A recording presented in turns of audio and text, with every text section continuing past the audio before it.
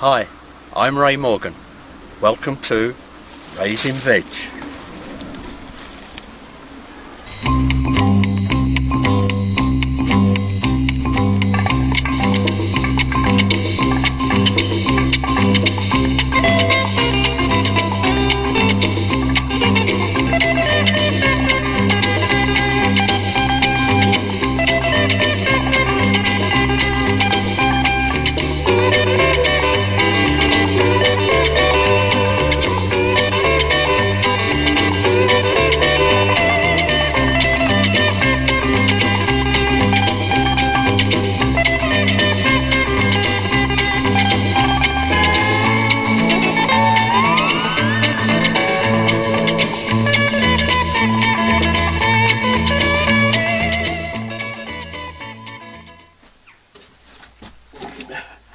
Hi everybody, welcome again to Ray's Retreat, my garden shed. And what we're going to look at today, well, as the title suggests, we're going to take a look at the humble potato. What can I say about the potato? I would say basically of all the vegetables that you can grow, the potato is probably the easiest. Simply put, you stick it in the ground and it will grow. The question is quantity, quality and taste is what it all boils down to. But before we get into that, I would also like to stress that as the humble potato, it probably has more books, more videos, more data banks on the subject of growing potatoes than probably any other vegetable that you'll come across. Now, one of the reasons is simply there are so many different varieties. It can be a minefield to decide what you want in respect to the taste, the quantity, and various other aspects, disease, blight resistant. I'm not going to go into too many great details over that. If you're really interested, then obviously the information is out there, and I suggest that you delve at your heart's content and find out as much as you like. I will cover one or two of the aspects of the subject. But basically it's a huge subject, and it would take me weeks to go through it on here. So where are we with this video? Well, if you're into growing potatoes, then there's not a lot that I can tell you. This video really is for anyone that's interested in never grown potatoes or wants to and not sure how to go about it. Then hopefully I can guide you in possibly the right direction. The time will tell. So, okay, where do we start? Well, first of all, we are into the end of January. It's January the 25th, and seed potatoes are out there in the supermarkets, in the garden centres, and now is the time to get your seed potatoes. I will come round to why seed potatoes in a minute, but first of all, one quick little thing. Seed potatoes are often in the garden centres and the shops at the very beginning of January. And here is a bag that I've got, which I intend to grow. I bought these literally the first week of January, but I did want to bring them on, so I've kept them in the shed, wrapped up in the cold, frost-free, before I get them going. And you will often see, the later you leave buying your seed potatoes, quite often you'll find them that they're already started, because the supermarkets and the garden centres are kept in the warm, and they get going, in my opinion, a little bit too early. So that's the first point. So what are we going to do? Well, it will tell you you need to chit the potato. Now, if you're not familiar with that, it's very simple. You need a box, a tray. Egg boxes are ideal, they're perfect for the job. And what we do is take the potato. You will see generally one end has lots of little shoots, little eyelets which are starting to shoot, and we want to bring those on. And ideally we want to bring them to about an inch or so. Very dark green shoots. We don't want leaves, we just want little stalks before we plant out later on. And very simple. We take one egg box, we take one potato, and we put it in the egg box, and there you go. There's the first lesson. You now need to put that somewhere. I keep them indoors on a shelf in the bedroom, and you don't want to keep them in bright sunlight, but you do want them in a nice light airy room somewhere, shed, greenhouse, anywhere. You don't want bright sunlight on them because it will turn them green, and you'll get them running away, which is not what you want. As I said, you want nice short stubby little shoots on them. So basically that's it. You get them in the trays, and I will leave that now for 5-6 weeks. So we're into the last week of January. So I will be looking somewhere between the second, third week of March, when the ground is dried out a little, warmer, a bit longer daylight hours, and the ground is warming up. But we'll come to that later on. This is an ongoing video, and we will show the progress stage by stage. So that's the first bit. Now we come round to, if you haven't got your seed potatoes, which seed potatoes do we get? Now you can use, I suppose, I know many people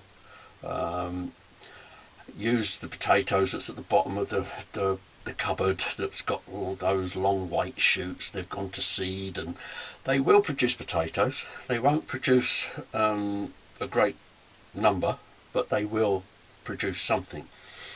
If you're going to seriously grow some potatoes, you do need to consider what you're growing the potatoes for. In other words, are you wanting summer salad potatoes? Are you wanting, are you wanting them for jacket potatoes, chips, mashed potatoes, boiled potatoes?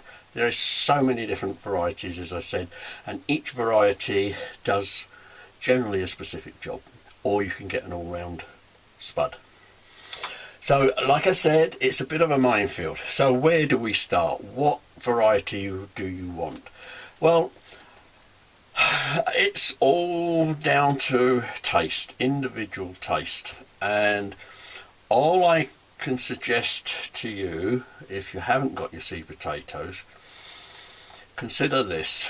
If you buy your potatoes at the local supermarket, next time you're there, look at the variety or the spuds that you enjoy and that you generally use for cooking, and on the label it should give you the name of the variety that you're purchasing. So that's a good starting point. So you can then buy the seed potatoes of that variety, and you know that you're getting something that you've already tasted and used before. If you want to be more adventurous and a little bit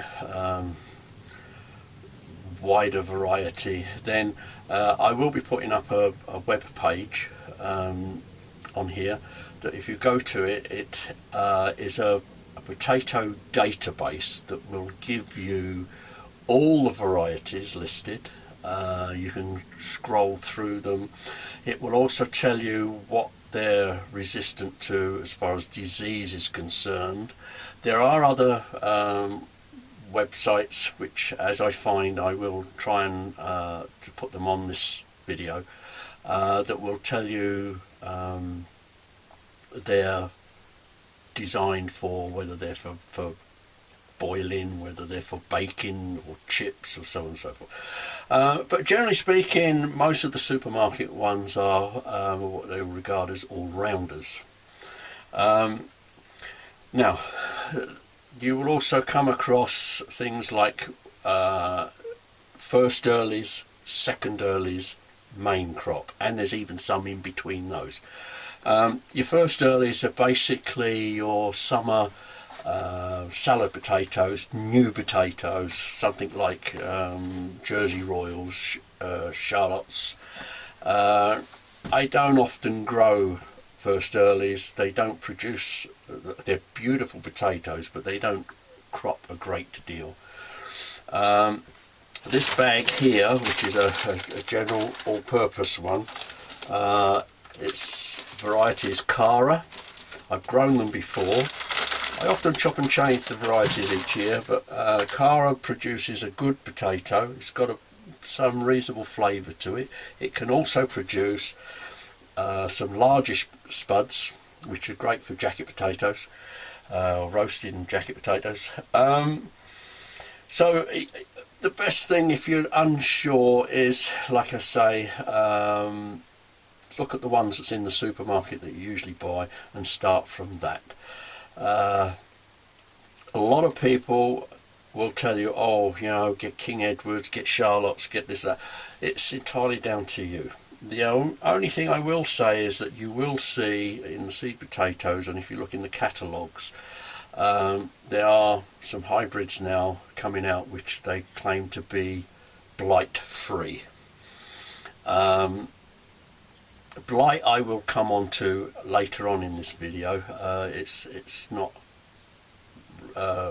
relevant at the moment.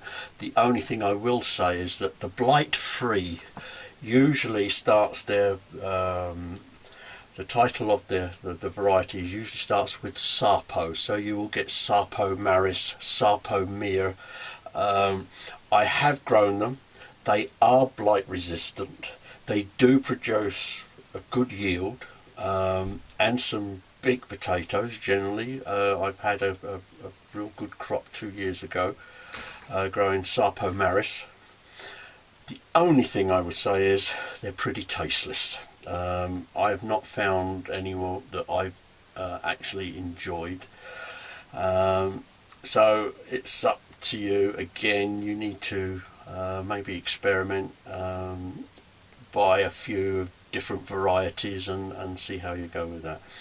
The thing is, these varieties, another aspect of what you must be considering is how many you're going to grow and whether you're going to grow them for storage. If you're going to grow, I grow somewhere around over 200 pounds in weight and put into storage for winter. This is one variety, and that bag will produce on my allotment somewhere between 60 and 70 pounds of potatoes. That's just that one bag. I usually grow 2 or 3 bags a year. So I usually store, or I grow over 200 pounds of potatoes each year and bag them up and store them here in the shed. Actually, this is the remnants of last season's, as you can see there. So I'm getting to the end of my stored potatoes. So if you're going to store them and use through the winter, then do consider the variety, because it's important. Not all potatoes will store well, and it is another factor to consider. So that's it for now, and this is an ongoing one. We will show through the season the progress, because there are other points about rowing up, planting, or shall I say planting and then rowing up, and we'll see how we go from there. Okay, thank you.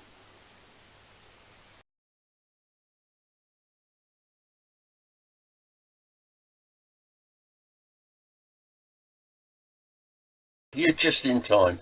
I'm checking out my chitin potatoes, and they look as if they're coming along just fine. As I said, what we do is we put them in the egg trays, and what we're looking for is some nice green shoots.